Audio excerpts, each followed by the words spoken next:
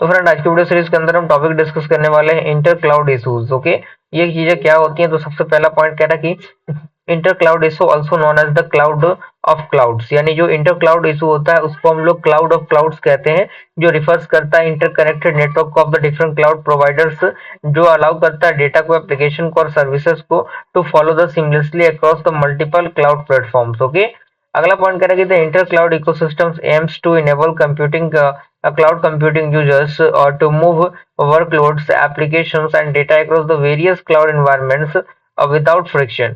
यानी ये जो इंटर क्लाउड इकोसिस्टम होता है उसका एम होता है इनेबल करना क्लाउड कंप्यूटिंग को, यूजर्स के मूव के वर्कलोड को और उसके एप्लीकेशंस को, और जो भी data across the various cloud environments होते हैं just like private, public, hybrid, multi cloud, बिना किसी फ्रिक्शन के।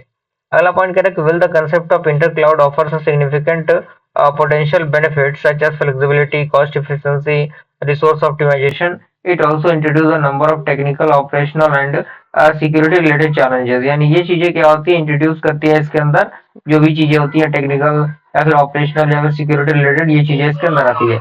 अब यहाँ पे कुछ की इशूज हैं जो कि इंटर क्लाउड कंप्यूटिंग के अंदर यूज होती है। तो सबसे पहले आपका आता है इंटर ऑपरेटेबिलिटी इशू। इसके अंदर पॉइंट दिया हुआ कि interoperability is a critical challenge in the inter a cloud environment as it ensures that the different cloud platforms such like AWS, Azure, Google Cloud and services can work together। यानी जो इंटरऑपरेटिविटी होता है एक प्रकार का critical challenge होता है inter cloud environment के अंदर, जो इंश्योर करता है डिफरेंट क्लाउड प्लेटफॉर्म्स को और सर्विस के मतलब एक दूसरे के साथ वर्क कर सकते हैं, वो चीजें प्रोवाइड करता है ये। ओके, जैसे क्या था प्लेटफॉर्म डिफरेंसेस, इसके अंदर दिया गया पॉइंट। दूसरा आपका आता है लैक ऑफ स्टैंडर्डाइजेशन। तीसरा आपका आता है डेटा फॉर्मेट कंपैटिबिलिटी। उसके बाद दूसरा आपका आता है सिक्योरिटी एंड प्राइवेसी इशू। इसकी हम बात करें तो वही चीजें हैं, सिक्योरिटी प्राइवेसी से संबंधित है।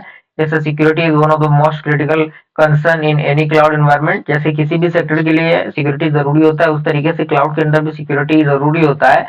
And it becomes even more complicated when dealing with inter-cloud interaction। Okay, यहाँ पे कुछ पॉइंट दिए गए हैं जैसे कि डेटा प्रोटेक्शन एंड इंक्रिप्शन है, एक्सेस कंट्रोल एंड आइडेंटिटी और मैनेजमेंट है, डेटा रेसिडेंसी है, और चौथा आपका है क्रॉस क्लाउड सिक्योरिटी मैनेजमेंट। तीसरे की हम बात करें तो data transfer and latency issue है। इसके अंदर कह रहा है कि moving data between the multiple cloud environments introduce challenges related to latency and bandwidth which can significantly impact the performance of application। यानी जो मूविंग डेटा होते हैं between the multiple cloud environment को इंट्रोड्यूस करते हैं चैलेंजेस को, जो relate करता है उसके लेटेंसी से और बैंडविड्थ से, जो क्या कर सकते हैं हम लोग सिग्निफिकेंटली उसको इम्पैक्ट कर सकते हैं परफॉर्मेंस ऑफ एप्लीकेशन के अकॉर्डिंग। जिसमें सबसे पहले आपका आता है नेटवर्क लेटेंसी, इसके अकॉर्डिंग पॉइंट दिया गया है। दूसरा आता है बैंडविड्थ कांस्टेंट, इसके अकॉर्डिंग पॉइंट दिया गया है। तीसरा आपका आता है कॉस्ट ऑफ डेटा ट्रांसफर, इसका पॉइंट दिया गया है। चौथा आपका क्या है, चौथा है आपका कंपाइलर्स एंड लीगल चैलेंजेस।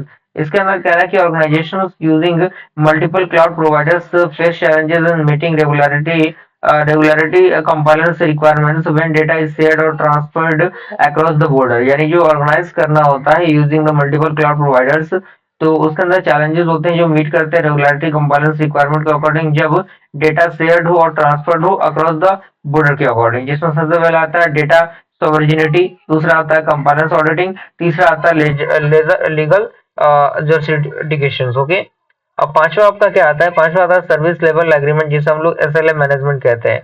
इसके अंदर कह रहा है कि in an inter cloud environment managing service level arrangement agreement becomes a major issue. यानी जो एसएलए है वो काफी मेजर इशू बन चुका है, जिसमें आता है varying SLA terms and no unified SLA performance monitoring, और उसके अकॉर्डिंग छोटे छोटे पॉइंट्स मेंशन किए गए हैं।